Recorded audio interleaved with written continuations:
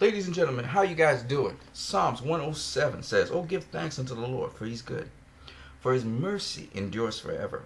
Let the redeemed of the Lord say so, whom he has redeemed from the hand of the enemy, and gathered them out of the lands, from the east, from the west, from the north, from the south. He turned rivers into a wilderness, and the water springs into dry ground, a fruitful land into barrenness, for the wickedness of they that dwelled therein. He turned the wilderness into standing water, and dry ground into water springs. And there he made the hungry to dwell, that they may prepare a city for habitation, sow fields, plant vineyards, which may yield fruits of increase. He blessed them, so that they multiplied greatly, and suffered not their cattle to decrease. Again, they are diminished and brought low through oppression, affliction, and sorrow.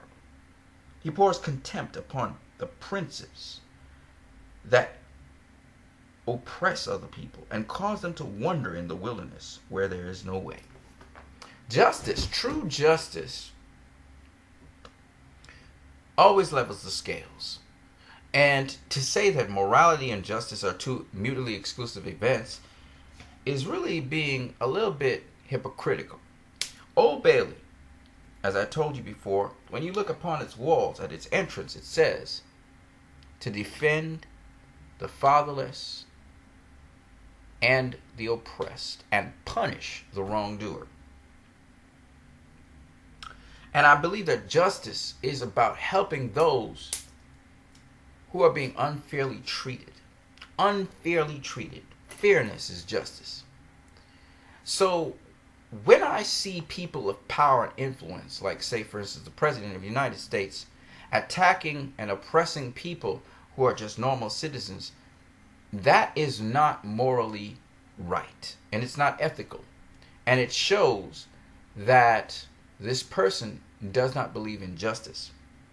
When I see groups in a high court saying that the buggery law should be removed from the books and actually do it, it tells me that justice has been corrupted. When I think about gay rights, and I think about people who are born in the wrong gender, in the wrong sex, I believe it's a human rights issue, because these people, knowing who they are, I empathize with them, and I feel that if given the opportunity to be a woman, if it's a guy, or to be a man, if it's a girl or woman, these people would do it. And a lot of these people have been ostracized and isolated, the real ones, misunderstood. And so I applaud guys like Lana Wachowski, formerly Andy Wachowski, and even Bruce Jenner, formerly Bruce Jenner, that is.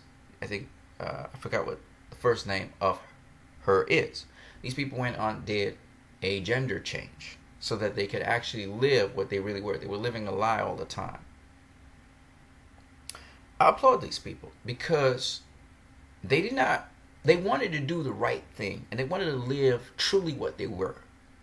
And so finally they got that opportunity. What I can't commend is people who are involved in buggery. Buggery is the act. It's not a person. It's the act of anal sex and oral sex, both of which not too long ago people did not want to be even associated with. You go to prison, you get anally raped or anal sex. That ain't cool. Oral sex ain't cool. But now with the advent of the internet, we've seen this corrupt practice. We even see people doing bondage stuff, some real extreme stuff. If you go on the internet, you'll see it. And my point being, I feel like society is going downhill because of that. And I must make this point. And the strange thing about this is the sad point about this is this is not only prevalent in, say, for instance, a homosexual community where these people, they don't have the necessary tools, to involve in a male-female sex kind of thing, because unfortunately for them, they're trapped in a body. No, this is also in the heterosexual community.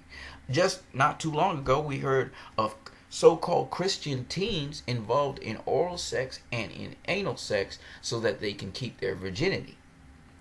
Just makes no sense. It's a corruption, if you ask me. And I'm just pointing this out because a friend of mine pointed it out. And he said, look at this. Here are these hypocritical people talking about homosexuality, but you doing very much the same things that you say the homosexual shouldn't do because it's a man and a woman that makes it any different. No, the act is the same. And so I'm talking about the act first. And I want to say also, I know for a fact that a lot of people who get into what we call homosexual practices or buggery, where people are doing blowjobs and stuff, those practices are actually acquired and learned, most of them, because they have to fit into a higher echelon of society. And so those practices are required. It's not necessarily these people are gay, but they end up being in these practices to get ahead. And this is just the truth. Now, I'm saying all of this to say, this is not being pushed by the guy who was born gay and wants to be someone who lives his life fully or her life fully. No, this is being pushed by guys at the top. And I think that's corrupt. And it's a corrupt thing that's going on. Because a lot of those things were associated with rape back in the day. Bondage. That's just weird stuff, man. They call it kinky, but there's a certain degree of weirdness to everything I'm talking about. It make you want to vomit. You talk about bondage, and they do extreme stuff. You're talking now about buggery.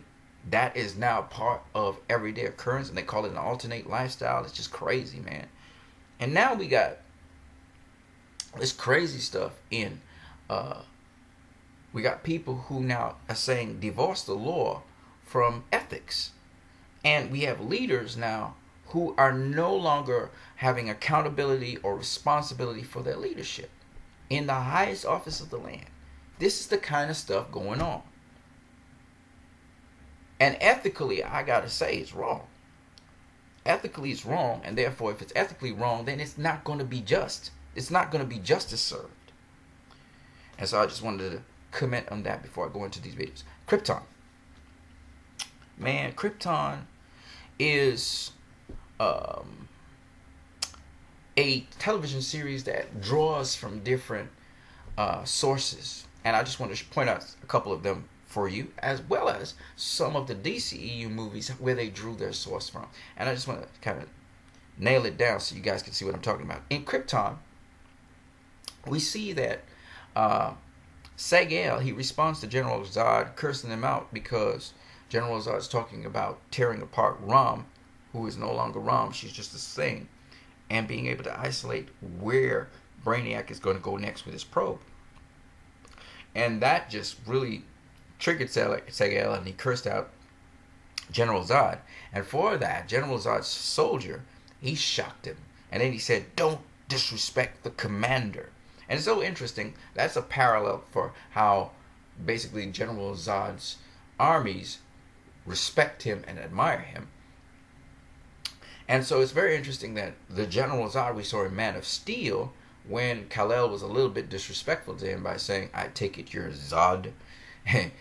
You saw for Feora Earl, she just stepped up and she said, "General Zod," or "Commander."